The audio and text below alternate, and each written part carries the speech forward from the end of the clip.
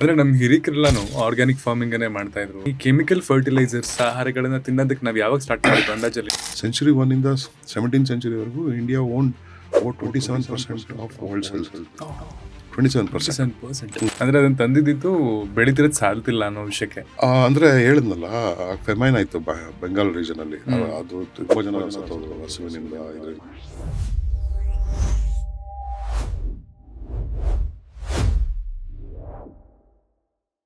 ಅಂದ್ರೆ ನಮ್ಮ ಹಿರಿಕರೆಲ್ಲಾನು ಆರ್ಗ್ಯಾನಿಕ್ ಫಾರ್ಮಿಂಗನ್ನೇ ಮಾಡ್ತಾ ಇದ್ರು ಅಥವಾ ನ್ಯಾಚುರಲ್ ಆಗಿ ಬೆಳ್ಕೊಂಡ್ ಬರ್ತಿದ್ರಲ್ಲ. ಈ ಕೆಮಿಕಲ್ ಫರ್ಟಿಲೈಸರ್ಸ್ ಅಥವಾ ವಿಷಕಾರಿಯಾದ ಆಹಾರಗಳನ್ನ ತಿನ್ನೋದಕ್ಕೆ ನಾವು ಯಾವಾಗ ಸ್ಟಾರ್ಟ್ ಮಾಡಿದ್ವಿ ಅಂದಾಜಲ್ಲಿ? ನೀವು ಅದನ್ನ ಅನಲೈಸ್ ಮಾಡಿರ್ತೀರ. ಸೊ ಅಂದಾಜಲ್ಲಿ ನಾವು ಸ್ಟಾರ್ಟ್ ಮಾಡಿದ್ದು ಗ್ರೀನ್ ರೆವಲ್ಯೂಷನ್ ಅಂತ ಸ್ಟಾರ್ಟ್ ಆಯ್ತು ಇಂಡಿಯಾಲಿ.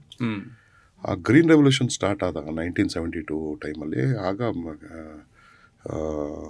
ಫೆಮೈನ್ ಬಂದಿತ್ತು ಬಂಗಾಲ್ ಸೈಡಲ್ಲಿ. ಆಗ ಕಂಟ್ರಿ ಪ್ಯಾನಿಕ್ ಆಗಿ, so we have to grow more grains, more cereals ಅಂತ ಅದು ರೆವಲ್ಯೂಷನ್ ಸ್ಟಾರ್ಟ್ ಆಗಿ. ಅದನ್ನು ಬ್ಯಾಡ್ ಇಂಟೆನ್ಷನ್ ಸ್ಟಾರ್ಟ್ ಮಾಡಿದ್ದು. ನಮ್ಮ ಕಂಟ್ರಿನ ಹಾಳು ಮಾಡಬೇಕು ಅಂತ ಯಾರೂ ಮಾಡಿಲ್ಲ, ಗುಡ್ ಇಂಟೆನ್ಷನ್ನೇ ಮಾಡಿದ್ದು. ಬಟ್ ಅದ್ರದ್ದು ಎಫೆಕ್ಟ್ಸು ಈ ಥರ ಆಯಿತು. ಈಗ 70s ಮಾಡಿದ್ರು. ಅದಾದಮೇಲೆ ಅಡಾಪ್ಷನ್ 15-20 ವರ್ಷ ತೊಗೊಂಡ್ರು. ರೈತರು ಯಾರೂ ಒಪ್ತಾ ಇರಲಿಲ್ಲ ಇದು ಮಾಡೋಕ್ಕೆ. ಬಟ್ ಅಡಾಪ್ಷನ್ ಆಯಿತು ಸ್ಲೋಗೆ. ಆಮೇಲೆ ಈಗ ಫುಲ್ ಅಡಾಪ್ಷನ್ ಆಗೋಗಿದೆ. ಈಗ ಕೆಮಿಕಲ್ ಪೆಸ್ಟಿಸೈಡ್ಸ್ ಫುಲ್ ಅಡಾಪ್ಷನ್ ಆಗಿದೆ. ಅಂದರೆ ಅದನ್ನು ತಂದಿದ್ದು ಬೆಳಿತಿರೋದು ಸಾಲ್ತಿಲ್ಲ ಅನ್ನೋ ವಿಷಯಕ್ಕೆ. ಅಂದರೆ ಹೇಳಿದ್ನಲ್ಲ, ಫೆಮೈನ್ ಆಯಿತು ಬೆಂಗಾಲ್ ರೀಜನಲ್ಲಿ. ಅದು ತುಂಬ ಜನ ಸತ್ತೋದ್ರು ಹಸುವಿನಿಂದ, ಇದರಿಂದ. ಆ ಟೈಮಲ್ಲಿ ಗ್ರೀನ್ ರೆವಲ್ಯೂಷನ್ ಇಂಟ್ರೊಡ್ಯೂಸ್ ಮಾಡಿದ್ದು. ಆ ಟೈಮಲ್ಲಿ ಅದು ಇಂಟೆನ್ಷನ್ ವಾಸ್ ಗುಡ್, ಬಟ್ ಅದಕ್ಕೆ ಲಾಂಗ್ ಟರ್ಮ್ ಎಫೆಕ್ಟ್ಸ್ ಏನು ಅಂದ್ಕೊಂಡು ಅವಾಗ ಮಾಡಲಿಲ್ಲ. ಬಟ್ ಇನ್ನು ಮುಂದೆ ಯಾರು ಕರೆಕ್ಷನ್ ಟೈಮು ಬಂದಿದೆ, ಮಾಡ್ಕೋಬೇಕು. ಸೊ ಆ ರೆವಲ್ಯೂಷನ್ ತೊಗೊಂಡು 10-15 ವರ್ಷ ಆದಮೇಲೆ ರೈತರುಗಳೆಲ್ಲ ಕನ್ವರ್ಟ್ ಆದ್ರು ಆ ಕಡೆಗೆ. ಮೇ ಬಿ ಬಿಕಾಸ್ ಲೈಕ್ ರೈತರಿಗೆ ಕನ್ವರ್ಟ್ ಹೆಂಗಾಯ್ತು ಅಂದರೆ, ನಾವು ಹಿಂದೆ ಇಂಡಿಯಾದಲ್ಲಿ ತುಂಬ ರಿಚ್ನೆಸ್ ಇತ್ತು. ಯಾರು ಇದನ್ನ ಪಾಪ್ಯುಲೇಷನ್ನ ಗೌರ್ನ್ ಮಾಡ್ತಿದ್ರು, ದೇಶ ಅಂತ ಇರಲಿಲ್ಲ. 1947ಗಿಂತ ಮುಂಚೆ ದೇಶ ಅಂತ ಇರಲಿಲ್ಲ. ಆವಾಗ ಒಂದೊಂದು ಪ್ರಾಂತ ಅಂತ ಇತ್ತು. ವಿಜಯನಗರ ಕಿಂಗ್ಡಮು, ಹಿಂಗೆ ರಾಜರು ಆಳ್ವಿಕೆ ಮಾಡ್ತಿದ್ರು. ರೈತರು ಬೆಳೀತಿದ್ರು.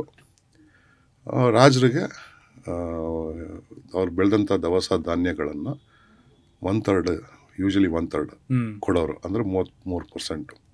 100 kg ಬೆಳೆದ್ರೆ 33 kg ಕೊಡೋರು. ಅದು ಡಿಪೆಂಡಿಂಗ್ ಆನ್ ದ ಈಲ್ಡ್. ಎಲ್ಲ ತುಂಬ ಎನ್ಫೋರ್ಸ್ಮೆಂಟ್ ಇರಲ್ಲ. ತರಕಾರಿ ಮತ್ತು ಹಾಲು, ಹಣ್ಣು ಇದೆಲ್ಲ ಅವ್ರ ಕನ್ಸಂಪ್ಷನ್ಗೆ ಇಟ್ಕೊಳ್ಳೋರು. ಅದರಿಂದ ಏನು ಟ್ಯಾಕ್ಸ್ ಥರ ಏನು ಹೋಗ್ತಾರಲ್ಲ. ಅಂದರೆ ಇಡೀ ದೇಶದಲ್ಲಿ ಎಷ್ಟು ಪ್ರಾಸ್ಪರ್ ಆಗಿತ್ತು ಅಂದರೆ, ಈ ಸ್ಪೈಸಸ್ಸು, ಪಲ್ಸಸ್ಸು, ಸೀರಿಯಲ್ಸ್ ಬೆಳೆಯೋರಲ್ಲ, ರೈತರು ಅವ್ರ ಮನೆಗೆ ಎಷ್ಟು ಬೇಕು ಇಟ್ಕೊಂಡು ರಾಜಂಗೆ ಊರಲ್ಲೂ ಮಾರಾಟ ಮಾಡಿ, ಸಂತೆಗಳಲ್ಲಿ ಮಾರಾಟ ಮಾಡಿ ರಾಜಂಗೆ 33% ಕೊಟ್ಟಿರೋರು. ರಾಜರು ಅವನು ತನ್ನ ಸೈನ್ಯಕ್ಕೆ ಬಳಸ್ಕೊಂಡು ಅವನು ಎಕ್ಸ್ಪೋರ್ಟ್ ಮಾಡೋರು. ಅಷ್ಟು ಬೆಳೀತಿದ್ವಿ. 100% ಆಫ್ ಅವರ್ ಕಿಂಗ್ಸ್ ಇದು ದೇವರ್ ಟ್ರೇಡಿಂಗ್ ಮಾಡ್ತಾಯಿದ್ರು. ರಾಜ ಅಂದರೆ ಏನು, ಎಕ್ಸ್ಪೋರ್ಟ್ ಮಾಡ್ತಿದ್ದ. ಅದು ಇಲ್ಲಿ ಸೊ ಯೂಶಲಿ ಈ ಕಡೆ ಹೋಗೋದು ಅರಬ್ ಕಂಟ್ರೀಸ್ಗೆ. ಸ್ಪೈಸಸ್, ಅಕ್ಕಿ ಅಲ್ಲೇನು ಬೆಳೆಯಲ್ಲ, ಅಲ್ಲಿಂದ ಇಂಗ್ಲೆಂಡು, ಪೋರ್ಚುಗಲ್ಗೆಲ್ಲ ಹೋಗೋದು. ಸೊ ಅಲ್ಲಿಂದ ದುಡ್ಡು ನಮ್ಮ ಕಂಟ್ರಿಗೆ ಬರೋದು. ಅದಕ್ಕೆ ಕಂಟ್ರಿ ತುಂಬ ರಿಚ್ ಆಗಿತ್ತು. ರಿಚ್ ಅಂದರೆ ಯು ಕೆನಾಟ್ ಇಮ್ಯಾಜಿನ್.